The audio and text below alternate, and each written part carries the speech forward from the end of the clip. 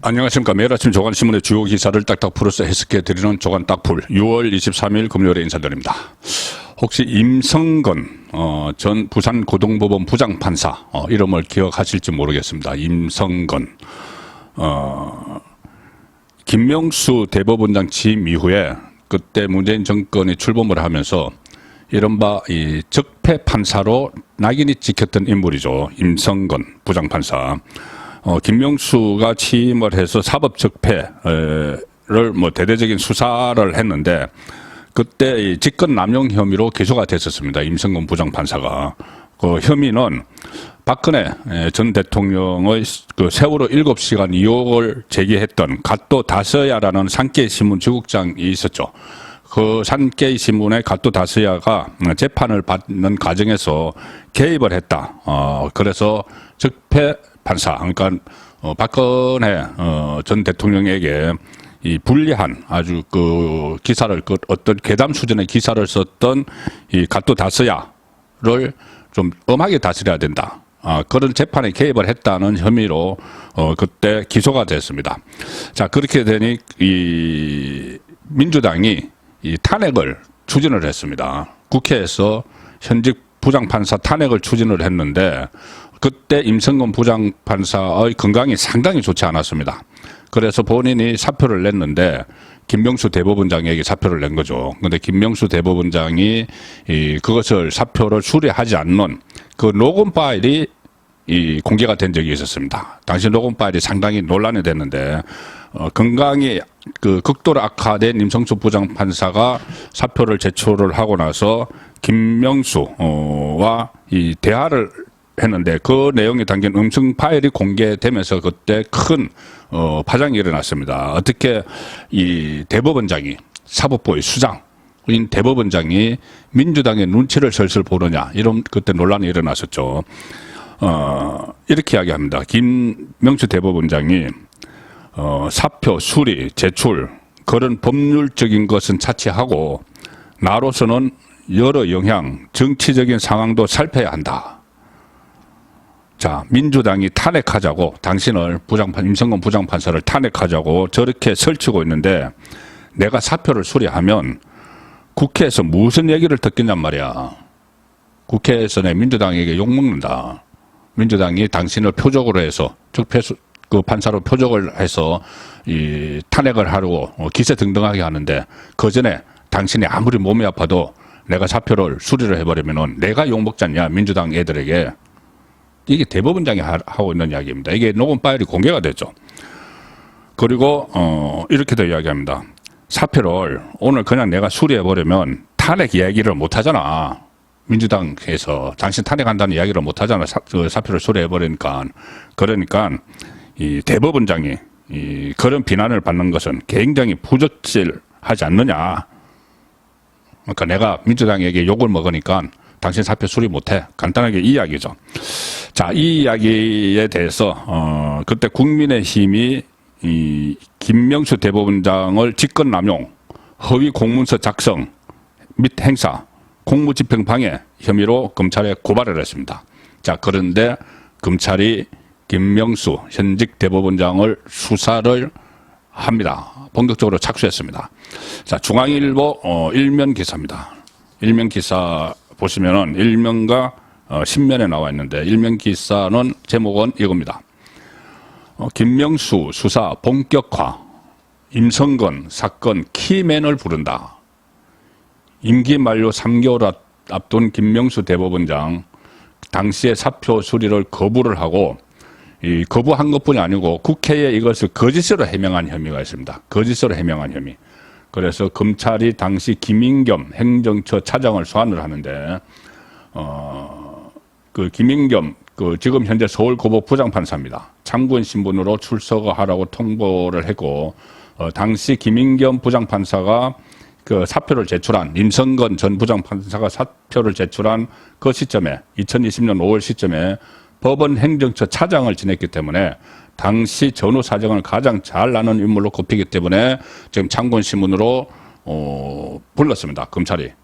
그 법원 행정처에서 차장으로 있었으니까 그때 사표를 곡신각신하고 무슨 뭐 탄핵을 민주당이 당신을 탄핵을 해야 되는데 내가 어떻게 사표를 수리를 하느냐, 내가 사표 수리하면 탄핵을 못하지 않느냐, 그 기체등등한 민주당 그 문재인 정권이었죠.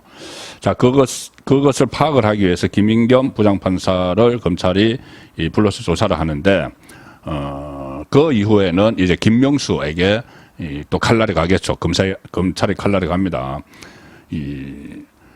김명수, 지금 받고 있는 혐의는 이겁니다.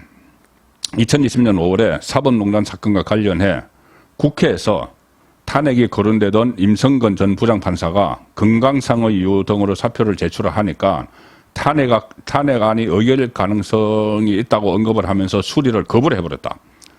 대법원장이 현직 판사의 탄핵을 용인하는 듯한 발언을 했다. 이 사실이 언론을 통해 알려졌지만은 김명수는 거짓말을 했습니다. 그 대법원이 국회에 어떻게 이야기를 했냐면은 임성근 부산고법 부장판사에게 탄핵 문제로 사표를 수리할 수 없다는 취지로 말한 적이 없다. 이런 공문까지 보냈습니다. 그러니까 허위죠. 자, 그런데 이것이 반전이 된 것이 조금 전에 말씀드린 녹음 파일, 음성 파일이 공개가 돼버렸습니다. 그리고 음성 파일이 공개가 되니까는 이 김명수는 뭐 어떻게 저렇게 변명을 했는데 국민의힘이 결국 고발을 했고 지금 이 수사가 시작이 된 단계죠. 양승태, 박근혜 정부 시절에 양승태 전 대법원장에 이어서 김명수 대법원장까지 수사 선상에 오른 데 대해 법조계에서는 지배적인 의견은 처벌이 불가피하다. 김명수 처벌이 불가피하다. 법리적으로 똑 떨어지는 사건이다. 그렇죠. 엄청 파일이 다 있고 그런데 국회에 거짓으로 했기 때문에 여기 여러 가지 혐의를 받을 수가 있는 것이죠. 뭐 아주 일부에서는 직권남용죄가 성립하지 않는다. 뭐 이런 의견도 있지만은 지배적인 의견은 김명수 대법원장 처벌도 불가피하다. 자, 이런 기사가 오늘 중앙일보에서 상세하게 다뤘습니다.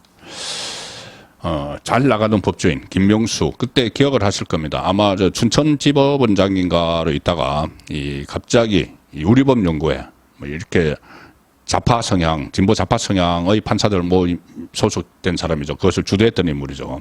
갑자기 문재인 정부가 들어서고 나서 대법원장으로 임명을 해서 뭐 고속버스를 타고 서울로 와서 뭐 뒤에 백팩을 메고 뭐 등장을 했던 그 인물이죠. 그 이후에 판결을 하면서 판결을 여론의 눈높이에 맞춰서 해야 된다. 이런 식으로 이야기를 해서 상당히 정치 판결을 엄청나게 많이 했습니다. 뭐 조국 그 판결을 미뤘다든가 뭐 여러 가지가 있죠. 그런 사법농단을 했던 대법원장이 이제 임기 3개월 남겨두고 이 사법 리스크에 걸렸는데 또 잘 나가던 법조인 한 명이 구속 위기에 놓여 있죠. 바로 박근혜 정권을 몰락시킨 박용수 전 특검입니다. 자, 동아일보 12면 사이면 기사입니다. 검찰 박용수 대장동 대가 50억 약속받고 25억 받아. 그래서 구속영장을 청구할 방침이다. 박용수는 그 전에 이 포항의 가짜 수산업자에게 뭐 포르쉐 승용차 이런 것을 리스로 대여를 받아서 논란을 일으킨 적이 있었죠. 근데 이번에는 그 정도의 문제가 아닙니다. 50억 클럽 관련이죠. 당초에 우리은행 참여 대가로 그때 그 대장동 사업을 할 때 대장동 민간업자들이 시작을 할 때 우리은행 이사회 의장으로 재직을 했습니다. 박용수 전 특검이. 그래서 우리은행을 그 컨소시엄에 참여시켜주는 대가로 200억 원을 받기로 약속했다가 우리은행이 결국 컨소시엄을 포기를 하니까 50억으로 줄였다. 그런데 하천대유에 입사한 박용수 딸에게 25억을 줬다. 그래서 곽상도 아들 퇴직금 50억과 비슷한 구조다. 어제 피의자 신분으로 박용수를 불러서 조사를 했는데 당시 대장동 일당으로부터 우리은행이 화천대유 자산관리가 주축이 된 컨소시엄, 이 김만배 일당입니다. 컨소시엄에 참여하게 해달라는 청탁을 받고 그 대가로 200억 원 상당의 대장동 땅 상가 부지를 요구를 했습니다. 박용수가 요구를 했습니다. 그래서 약속을 받은 혐의인데 나중에 그게 안 되니까 이제 다른 것들로 막 도와주고 50억을 받기로 한 거죠. 지금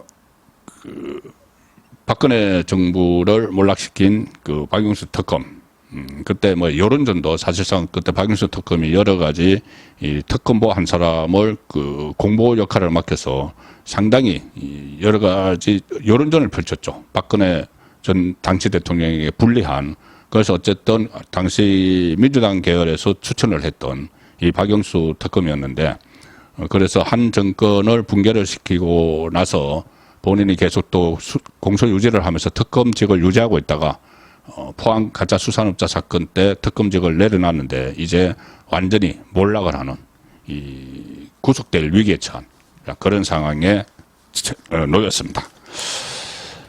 자, 이번에는 구속 일보 직전에서 기사 회생한 인물이 또 있습니다. 이 사람도 변호사네요. 법조인이네요. 그리고 또 구속 위기가 계속되는 인물, 바로 이재명입니다. 민주당 대표. 최근에 뭐 혁신위를 꾸려서 뭐 어떤 꼼수로 이렇게 뭐 친위 쿠데타를 하려고 했다가 지금 사달이 났었죠. 이래경 9시간 만에 낙마했는데 그 후임으로 김은경 이라는 사람을 혁신위원장에 앉혔는데 이 혁신위의 성격이 지금 드러나고 있습니다. 다 계획이 있었다. 이 혁신위를 친명 중심으로 꾸민 것이 다 계획이 있었다. 이런 이야기가 나오는데 동아일보 6면입니다. 이 야당 지도부 혁신이 공천 룰 손댈 수 있어. 이렇게 이야기하니까 야당 지도부는 이재명 지도부죠. 그러니까 비명계에서는 물갈이 각본을 짰나? 이 혁신위가 공천에 관여를 한다는 겁니다. 공천관리위원회도 아닌데 그 뜻을 김은경이 내비쳤습니다. 아마 이재명에게 지침을 받았겠죠. 김은경 첫 회의 때 이렇게 이야기했습니다. 20일 첫 회의 때 정당 공천 과정에서 현역 의원으로 대표되는 기득권 체계를 혁파하겠다. 현역 의원들을 기득권이라고 딱 규정하라고 혁파하겠다. 이 현역 의원은 친명계는 빠지고 비명계를 대상으로 하는 이야기죠. 그래서 이렇게 이야기하니까 비명계에서는 비명계를 겨냥한 총선 물갈이를 의도한 것 아니냐 의심을 하는데 김은경이 또 이렇게 이야기합니다. 혁신위원회에 지금 11명 중에서 한 4명을 들였죠. 추가로 현역 의원을 인선하지 않겠다는 입장이다. 지금 그 혁신위에 현역 의원 딱 1명 있습니다. 바로 이 대선 때 김혜경 씨의 비서실장을 했던 이해식 의원, 이해창계 딱 1명 있는데, 그건 이해창계니까는 지금 친명이죠. 그 사람 외에는 현역 의원은 들이지 않겠다. 그것은 뭐냐면은 이 외부에 있는 사람들로 친명, 곤란해도 어떻게 그렇게 잘 곤란했느냐, 찾아내느냐 했던 그 친명들이 지금 혁신위원회에 들어갔는데 그 사람들이 이 현역 의원들, 비명계 현역 의원들을 다 공천 불가리하는 그 도구로 쓰겠다는 이야기죠. 혁신위원들을. 자, 친명계 지도부는 이렇게 이야기합니다. 혁신위가 공천 룰도 다를 수 있다. 그렇게 관전하는 입장을 보여서 혁신위 역할을 둘러싼 개파 갈등이 이어질 것이라는 전망이 나오는데 혁신위원회 안에 비명계 현역 의원이 한 명도 안 들어가면 비명계 입장을 대변할 사람이 없어지는 거죠. 그러면 혁신위원회가 정말 혁신 대상은 이재명인데 이 비명계를 혁신 대상으로 보는 겁니다. 그래서 비명계 의원을 공천해서 배제를 한다. 그러니 비명계에서는 뭐 난리가 났겠죠. 비명계 조홍천 의원은 라디오에서 이렇게 이야기합니다. 공천 시스템을 김은경 위원장이 언급을 한 것에 대해서 조홍천 의원은 이미 각본이 짜였다고 보느냐 이렇게 진행자가 물으니까는 그렇게 강한 의심을 할 수밖에 없다. 각본이 짜였다고 볼 수밖에 없다. 그러니까 본인을 조홍천을 비롯한 비명계를 쳐내기 위한 혁신위원회다. 이 이야기죠. 비명계 초선 의원도 이렇게 이야기합니다. 김은경 위원장의 공천 관련 발언은 비명계를 축출하기 위한 판을 짜둔 것이다. 이렇게 해석을 했습니다. 자, 그래서 결국은 이재명이 본인이 불체포 특권 포기를 선언을 했죠. 이것이 여러 가지 뭐 다목적인 꼼수가 있지만은 그 중에 또 하나는 비명계가 계속 불체포 특권을 이용을 하니까 계속 내려와라, 대표적으로 사퇴하라 막 이러고 있죠. 자, 그 상황에서 이낙연 라이벌인 대선 후보 경선을 했던 이낙연이 주말에 내일이네요. 내일 귀국합니다. 내일 귀국하면은 지금 비명계가 이낙연을 중심으로 똘똘 뭉칠 수가 있죠. 자, 그렇게 되니까 그것을 대비를 해서 이재명이 거의 협박을 하는 겁니다. 당신들 그러다가 공천 못 받아. 내가 계속 대표로 있는 한 공천권은 나에게 있어. 이낙연에게 공천권이 있는 게 아니야. 자, 그러니 우리 혁신위원회가 당신들 다 공천에서 배제하고 물갈이 해버릴 수 있으니까 내 말 잘 들어. 내 편을 들어야 돼. 나를 보호해야 돼. 그런 메시지를 김은경을 통해서 발전을 했다. 그러니까 물갈이 공포심을 막 심어서 자기 보호를 위한 작전을 짰다. 자, 그래서 비명계의 입을 털어막기. 더 이상 나에 대해서 뭐 퇴진하라 이런 말 하지 마 이거죠. 한마디로 말씀드리면은 공천 받고 싶으면 알아서들 해라. 자, 이낙연 귀국 앞두고 내부 단속을 벌이는 그런 차원으로 해석이 될 수 있습니다. 자, 마지막으로 오늘 보내드리는 기사는 조선일보 일면 기사와 일면 하단 기사와 3면에 나와 있는 기사입니다. 조선일보 일면 하단 기사는 조계종 티베트 인권 문제는 상식이다. 민주당 사과하라.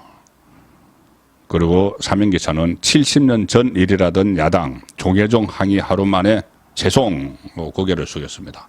이 총선이 다가오면은 종교계의 영향력이 막강하죠. 각 종파의 영향력이 상당히 막강한데 이 민주당이 멋모르고 종교계 불교계를 건드렸습니다. 그 전에도 정청래가 국정감사에서 사찰 관람료 이거를 봉이 김선달에 비유를 했다가 난리가 났었죠. 가서 조계종 가서 고개를 숙이고 했었는데 이번에는 지금 싱하이밍이 한국 정부를 그렇게 이재명이 깔아준 판에서 비난을 해서 한중 관계가 안 좋은데 민주당 의원들이 중국으로 막 갔죠. 그 중에 한 팀이 티베트로 왔습니다. 티베트에서 열린 중국 당국의 관제 박람회에 참석한 뒤에 논란이 확산됐는데 특히 이들이 이 티베트 인권 탄압 논란에 대해서 도종환 문화체육관광부 장관을 지냈다는 도종환 의원은 그 문제는 잘 모르겠다. 인권 탄압 문제. 그리고 또 70년 전 일이다. 민병덕 이렇게 발언한 데 대해서 지금 티베트와 조계종은 다 같이 대성불교입니다.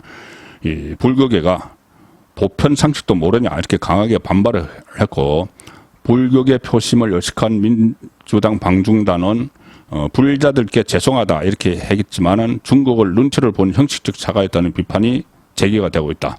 왜 그러냐면은 우리나라 불자들에게는 당연히 죄송하죠. 그런데 티베트 그 억압받고 탄압받는 티베트 국민에게는 전혀 사과를 안 합니다. 그 중국의 눈치를 보기 때문이죠.